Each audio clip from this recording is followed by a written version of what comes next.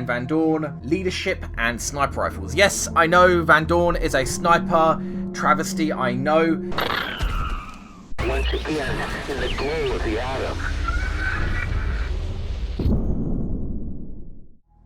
Hello, one and all, Mickey here, and yes, I am finally doing the Impossible Iron Man run of Wasteland 2 Director's Cut.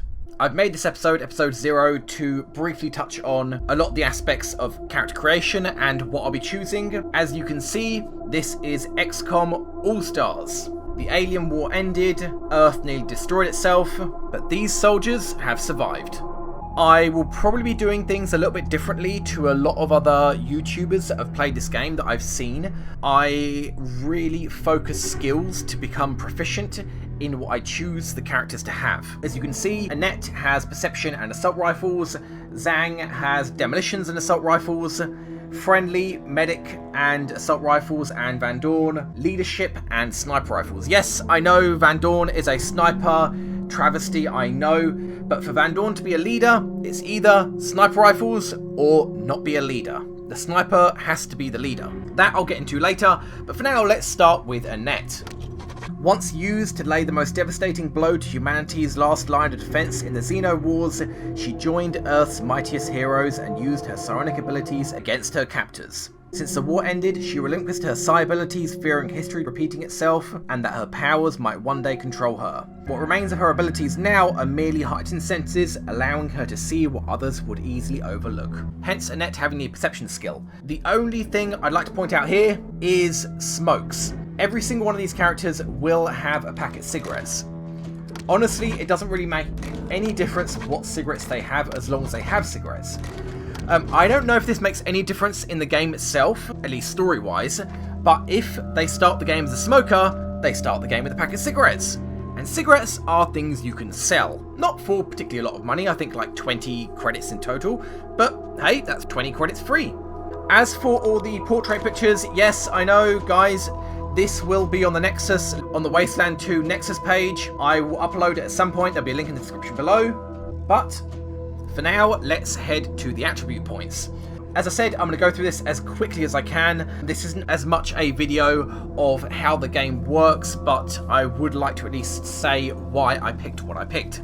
So, coordination gives action points and range chance to hit. So if you're shooting weapons and not punching people, you're probably going to want decent coordination. And action points. For those that don't know, the game functions on an action point system as did the original XCOM. Unlike the new 2012 XCOM, where each soldier gets 2 actions, assuming they don't take an action that ends their turn anyway, they can take 2 actions. In this, they can take as many actions as their action points will allow. So, all of my characters, except for Van Dorn, has 6, 1, 8, 4, 4, 4, 1. I'll explain this as I go through them. Luck, obviously, chance for critical hit, chance to get extra health per level, chance to get a bonus action point at the beginning of each turn, and a chance to evade. Because all of these are chances too, I have dropped luck down to 1 on all of the soldiers. It is just not good enough, it's not reliable enough, dependable enough, yeah, that's gotta go. Next, awareness. This is by far my most important skill. Every single character has 8 awareness. Why? Besides giving chance to evade and vision range, which aren't really particularly important, if one character has high awareness, that character will spot for everybody else. The reason why I have such high awareness is combat initiative. Unlike XCOM, where each side takes their turns, and soldiers can be picked in whatever order you choose them to take their actions, in this, you don't get to choose when a soldier takes their turn. Every unit in combat has a combat initiative. Annette's is 15, so is incredibly high. Whoever has the highest combat initiative gets to go first in combat, and more importantly, gets to go more often in combat. So if somebody has a combat initiative of 20, assuming you get one that high, I'm not sure if you can, and somebody else has a combat initiative of 10, that first person will be able to get turns twice as often as the second. Hence why the combat initiative is so high. Is incredibly important that even if the enemy gets the drop on me, I still get to move first, as you can imagine. If the enemy gets the drop on you, you can at least run or take pot shots, take cover. If the combat initiative was lower, they would have free shots on you. And not to mention, if you get the drop on the enemy, you can quite often take a turn and take a second turn before the enemy can even react, because whoever engages first starts first in the turn order. And with such high combat initiative, it's quite likely they might even get a second turn before the enemy does. So next up is strength. Dealing with melee damage, not bothered. Carry weight, not that big a deal. Action points, kind of good. Pretty much every single attribute at some tier has increased action points. For example, if strength is down to 3, 8 action points, increase to 4, 9 action points. Hence why I put strength, speed and intelligence all at 4, because that is one of the ranks when they get an extra action point. This is the most efficient way that I've found of spreading out the attribute points to get the most action points of all the skills. So the reason why I want strength to be moderately high is because it dictates your starting health and the health you get per level. And yeah, whenever you see con, it means health. It means condition, basically. So it's health. So that's why I have 4 strength. Then for speed. Of course, chance to evade. Quite a bit of combat initiative, but obviously not as much as awareness. But again, it needs to be decent because speed is how far a unit can move while in combat. This doesn't dictate action points, but obviously you use action points to move. Speed dictates how many action points is required to move, basically. So the higher the speed, the more you can move in combat using less AP. Then intelligence. I've gone for 4. A lot of people like to have one character that has 8. I'm not really going to bother with that. I've got my skills all kind of planned out and who's going to have what, blah blah. So everybody's got 4. 4 I think is good enough to level up 2 or 3 skills pretty quickly and have them really high, higher than the game would expect you to have, and basically wreck house on whatever weapons you're using. So yep, 4 it is. Then charisma. Now all of my soldiers, except for one, Van Dorn, is going to have 1 charisma. Charisma is required to recruit certain soldiers.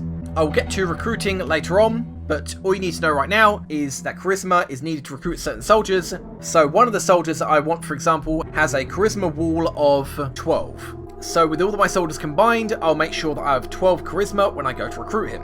So moving on to weapons. As you can see, there are 3 types of melee weapons: bladed, blunt and brawler. I'm not going to take any of them. I love melee. I love being able to use high cover as concealment, then run out and just tear somebody apart with melee weapons, but it is just not a good idea. Too often you don't have the position to get close, you don't have the cover to run to, and when you do, you're quite often going to have to stand out of cover to attack somebody. And not to mention, they have pretty low armor piercing and damage. So no one is going to have melee weapons. Or at least none of my soldiers will. Then there are assault rifles. 3 out of 4 of my soldiers will be using assault rifles. I know anyone that plays the game is going to say that is going to be a ridiculous waste of ammo. Assault rifles and sniper rifles are one of the most expensive ammo types in the game. Obviously one of the most powerful as well. And a lot of people like to put points into things like handguns, shotguns, and submachine guns because they think it will conserve ammo. Unfortunately, on the higher difficulties, enemies have typically 2 armor. So when you're dealing 6 damage, you're actually going to be dealing 4. Or in the case of the submachine gun, if you're firing, say, 4 rounds, each dealing 4 damage, they're actually each going to deal 2. So you can see why low damage weapons in higher difficulties aren't going to fare very well. Even on low difficulties, they kind of fall off very quickly as you head into the mid game as enemies get more armor. So going with assault rifles and sniper rifles, assault rifles to hold the front lines, and because a lot of the mid game rifles have burst fire or auto fire mode. So when my soldier becomes proficient enough and the combat dictates it, say I'm getting flanked, I need someone to die desperately, I can burst fire them, wasting ammo and dealing huge amounts of damage. So that's why assault rifles, that's why I'm not getting melee, and that's why I'm not getting low caliber weapons like pistols, shotguns and submachine guns. So why not heavy weapons? For starters, heavy weapons encompasses machine guns, as you'd imagine, and rocket launchers. Rocket launchers, I mean, if you can find the ammo for them, great, good for you. Not really the kind of weapon you should be relying on though. As for machine guns, sure, good, it uses quite often either sniper rifle or assault rifle ammo. Weapons can quite often use ammo types of other weapons. For example, you can find pistols that fire shotgun shells and others of that type. Heavy weapons just burn through ammo way too fast. I'll be later probably making one of my soldiers into a heavy weapons guy, probably Van Dorn to make up the fact that he's carrying a sniper rifle, because we all know Van Dorn needs heavy weapons. but that won't be until the late game when I am absolutely fine for ammo, when I can burn through it and deal huge amounts of damage, when I can guarantee my soldiers will be hitting instead of spraying the field with bullets that I can't afford to waste because they're expensive. So yeah, that's why heavy weapons, no to begin with. Lastly, energy weapons. Ammo is surprisingly abundant, especially if you get certain perks that allow you to hack computers and get energy cells from them, which fuels energy weapons. But energy weapons are kind of odd. They deal more damage the more an enemy's armor is. As you can see, high damage to enemies with conductive armor. That's great and all, but early game enemies, sure, they have armor, but it's not a huge amount of armor. So you're kind of going to be wasting energy cells and dealing less damage than you would with something like an assault rifle or a sniper rifle. Of course, I will definitely be going into energy weapons later in the game. Not sure who's going to be doing it yet, but yeah, that is going to be one of my secondary weapons as the game progresses. Then we have skills, a lot of them. I'm going to go through this as quickly as I can, don't worry. Alarm disabling happens too rarely to be used. Of course, I'll be getting it, but it won't be a skill that I'll be starting with. Computer science, very useful. It'll actually allow you to hack robots and either shut them down in the middle of combat or have them turn to your side, which is brilliant. I'll be recruiting somebody with this skill that'll be pretty high in computer science, so I'm not going to bother with it. Demolitions, Zhang is going to be dealing with that. It's used to disable traps, and my god, are there a lot of traps. They're all over the bloody place. They're not just mines.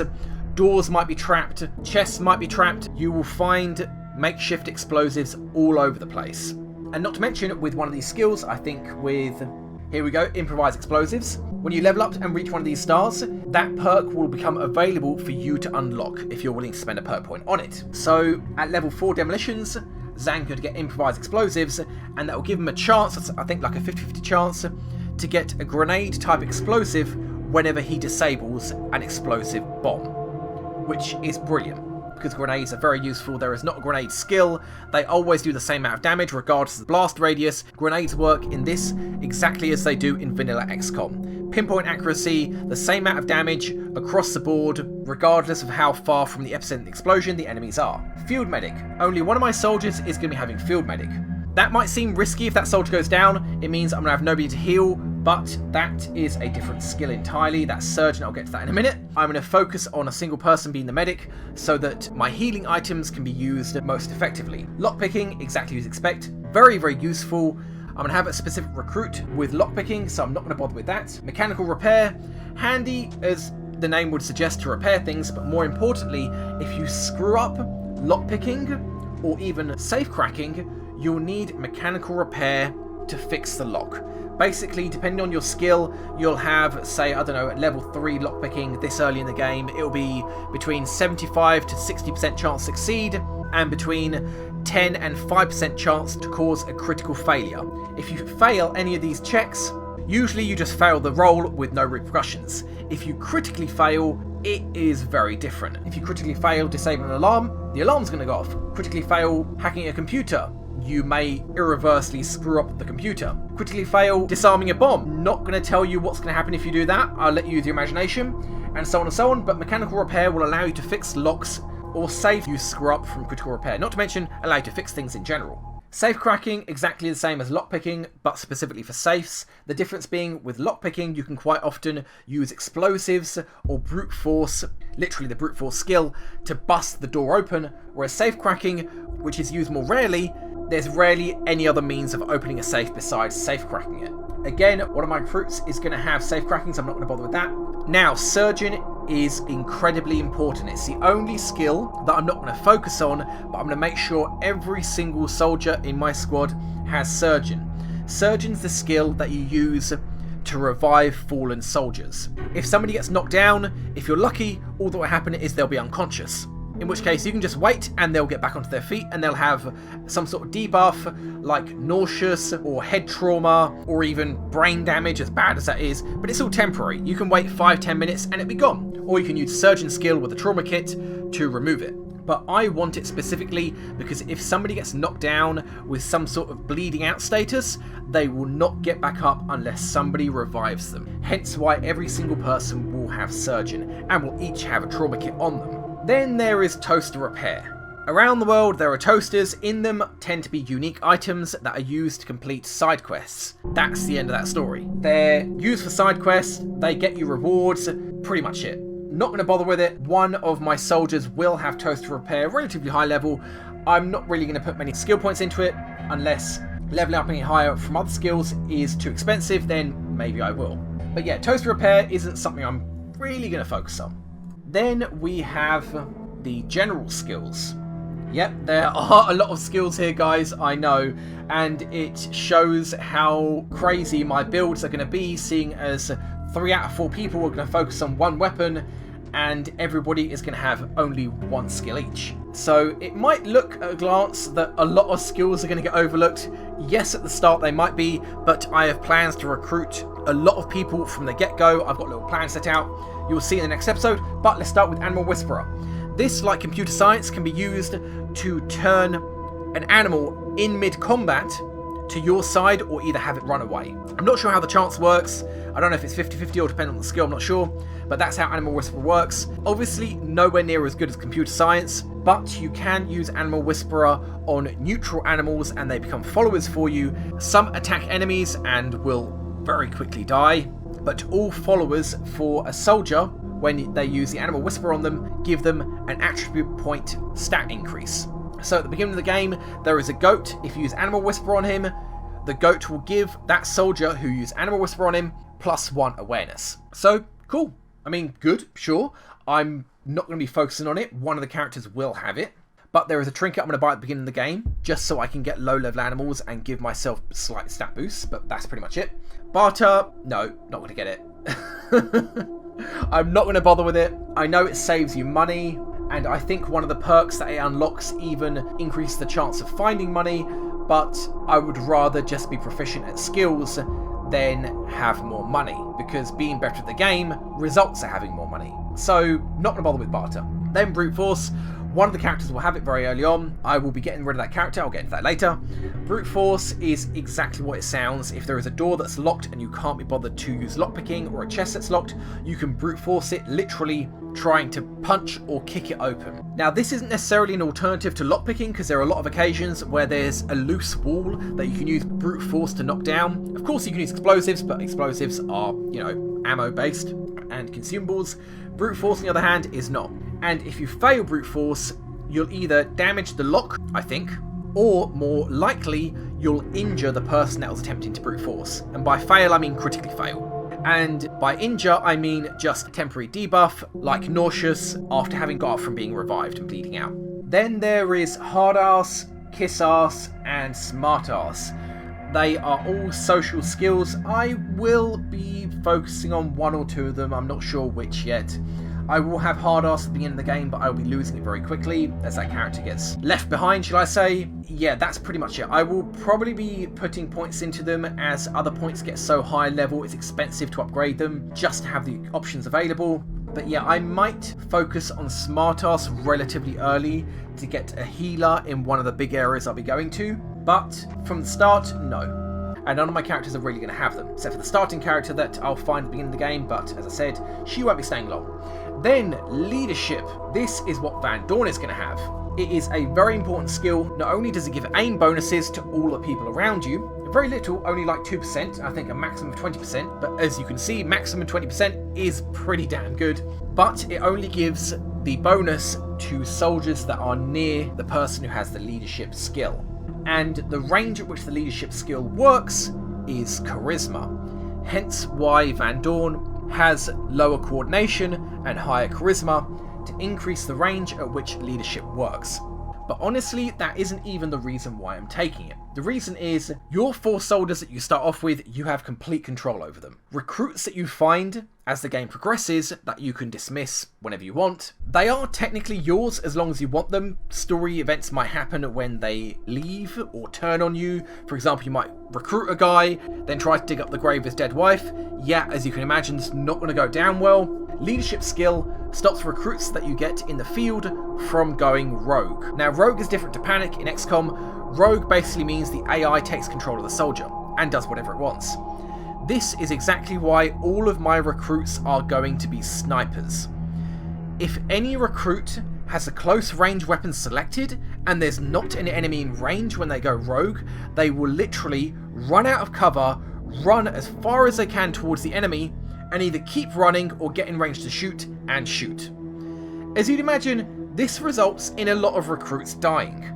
Hence why, regardless of the skill that the recruit has, every single one of them will be a sniper. Because if they're a sniper and they're all the way back with Van Dorn with the leadership skill, not only will it decrease the chance of them going rogue, but it also means if they do go rogue, they're more likely just going to stay where they are and shoot. Which is great. Hey, why not? You may not be shooting at the target that I want you to shoot at, but at least you're not running out of cover and literally getting themselves killed. So that is leadership, and that is also my plans on recruits. Next we have Outdoorsman. Outdoorsman allows you to evade random combat events happening out in the Wasteland, not when you're controlling the characters directly, but when they're moving as a group through the Wasteland's map. A high Outdoorsman skill will increase the chance that you'll be able to run and not engage any enemy that ambushes you. Obviously, the higher the level of the enemy, the lower the chance you can run, hence why you'll need higher Outdoorsman skill, and you have to keep up with these random events happening, because quite often you might get to the point where a very tough random encounter happens and you can't run from it because it's a very tough random encounter. Then Perception, which is what Annette's going to have. Kind of went with Annette having Perception because obviously she was Psi in XCOM, and no, there aren't any Psi abilities in Wastelands 2. Perception is an incredibly important skill, do not underestimate it. Perception is what allows you to see traps or alarms attached to doors, chests, gates, fences, safes, computers, or even it allows you to spot things on characters that you would normally miss. And seeing whatever it is that you spot might open up another dialogue option when you're talking to that character. And to top it off, Perception allows you to see hidden stashes lying on the ground. Quite often you'll find mounds of dirt. You can use a shovel to dig them up and find just random loot or junk or crap or even really good weapons. The Perception skill allows you to see those mounds of dirt that are actually hidden, and when you get near to them they'll become revealed and then will allow you to dig them up. So it's a very, very good skill and it allows you to get a lot of loot very quickly. Smarter skill we already covered, and then the weaponsmithing is pretty much what it seems like, except for the fact you don't smith weapons, you dismantle them and get weapon mods in the process and then apply those weapon mods to the weapons that you currently have. Of course, exactly as you'd imagine, the higher the weapon skill, the higher the chance that you'll get weapon mods when dismantling weapons, and the higher the chance that you'll be able to successfully apply those weapon mods when attaching it to a weapon. And also the higher the chance that you'll succeed in removing a weapon mod from a weapon, which can fail and you'll destroy the weapon mod. For example, you might fit a scope to an assault rifle and then find a better assault rifle. If your weaponsmithing skill isn't high enough to remove it, you might fail and lose the scope, which is a real shame. So that is all the attributes, that is all the skills covered. Last thing is quirks. Now, quirks are something new to the director's cut, as are the perks of all the skills, which we're not going to go into the perks because we don't have access to them just yet. But quirks, each character can have one, and as quirks go in pretty much any game, it's you get a small bonus at the cost of a large penalty. And you typically want to have the large penalty be something that you don't care about, and the bonus to be something that you do care about. A good example would be minus 50% damage to melee weapons, plus 10% damage to ranged weapons. Obviously great if you're going to shoot guns and not going to be punching people. Of course that quirk doesn't exist here, otherwise I will take it in a heartbeat on every single person. What I would like to say is I am not taking a single quirk on anyone. Now why this is simply because the penalties are too severe. The way I see it, you typically want to pick a quirk so that it boosts your strengths, but also increases the penalty on your weaknesses. Which means when combat is going your way, you're going to just wreck house. But if combat isn't going your way, and say for example, you screw up and the enemy gets a drop on you, you're just boned. Plain and simple. A good example is Brittle Bones, which I was going to give to Van Dorn, which increases his action points, allowing him to shoot more, but decreases his movement speed in combat by 50%. Now, having those 2 extra action points means that quite often he can shoot twice with a sniper rifle in a single turn. But of course, that's great. If you got the drop on the enemy, you will wreck house, as I said. But if the enemy's got the drop on you, you're screwed. You are not going to be able to get away. You're not going to be able to reposition, and that pretty much goes for any quirk that I would consider taking. Other quirks are basically trade-offs. For example, this one that I'm not going to be pronouncing is +2 attribute points on even number character levels, -2 on odd number character levels. I mean, it's just a 1-for-1 trade-off. I'm not going to bother doing that. Other ones, like Arsehole, I think there's 1 for each social skill, means that a particular social skill is guaranteed to work regardless of the level, while all the other social skills are never even an option. The other one that I did consider going for was Delayed Gratification. +1 skill point for every level above level 10, -1 for every level below level 10. This is good. It is very good in the long run, but honestly, I need my skills to be high in the early game. Obviously, they need to be high in the late game, but by the late game, they're already high. So I'm not getting that much of a bonus from it. I want to excel in the early game so that I get more resources to be able to excel in the late game. Not make it more difficult in the early game so that it would technically be easier in the late game, but I've made it more difficult for myself. I mean, I don't really want to go through each of these because that's not what my video is about, but there are some pretty crazy ones, like if an enemy gets a critical hit on you, you have a 30% chance of just falling over and missing your turn and not being hit by the critical hit. Or heavy-handed, increase damage to melee attacks, but less chance of critical hit. I mean, this is pretty much how it goes all over. Opportunist gives you +25 extra damage on enemies below 1/3 health. Because you can't choose who's going to shoot when, I'm not going to go with it. Psychopath gives you increased critical hit chance for every hit you make, but obviously means you can't score a critical hit under normal conditions. Again, this is 50-50 trade-off, where combat that's over quickly, it's not going to apply. Combat that goes on for ages, it's going to be incredibly powerful. So yeah, as I said, I'm just going to put the cursor on each one so you can pause and read if you fancy. I'm not going to be taking any on a single soldier, and as far as I'm aware, not a single recruit has quirks either. I know this is a bit of a shame, but honestly, I want my soldiers to be specialised in their skill, but good all-round in combat. So when things go bad, they can pick up and fight back, instead of just being simply boned. So that is all the quirks. Then we have Zhang. It seems like a lifetime ago when Zhang was on the other side of the law.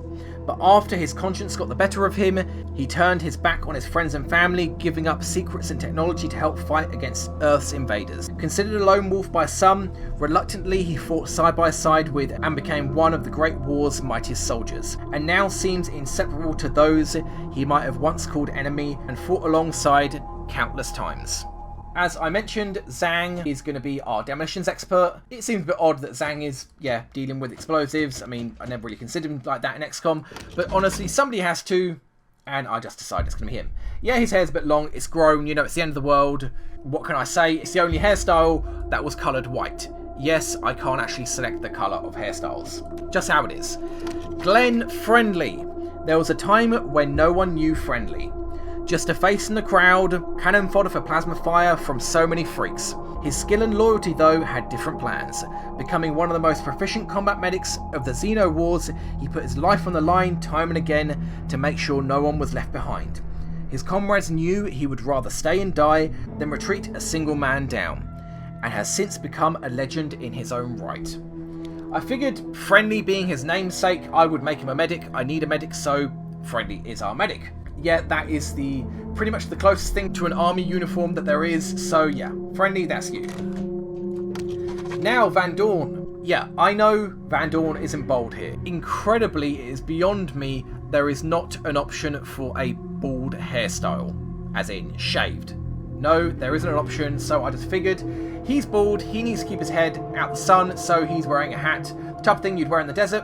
Good enough for me. Again, he's wearing something relatively military style, with the shoulder pads that you'd expect from XCOM armors. So, Van Dorn. The legend Peter Van Dorn was already a general before the Xeno Wars began. It seems like a different time when rank meant something, and he laid waste to countless aliens, which granted his nickname, having all the fun, of course. If only we had known, seen through the aliens' cruel and vile ways, they were here to stop humanity from exterminating itself.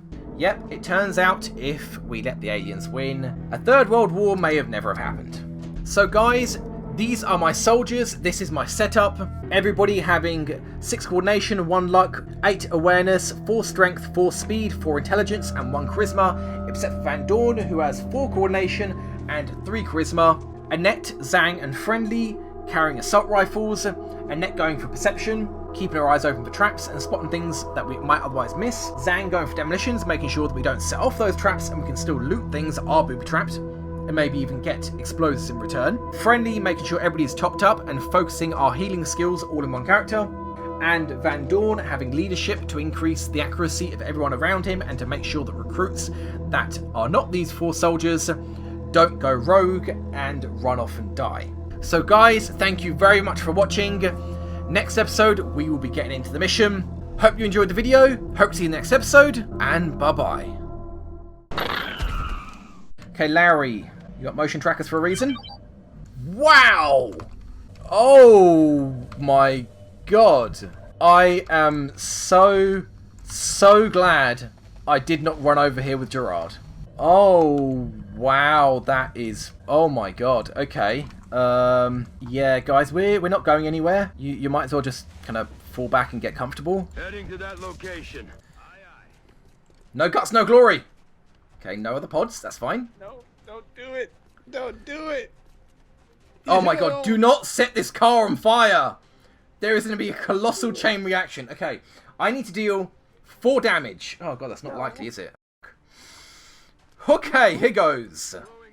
No. Please. Ooh, that's not good. Please don't blow up before I can move.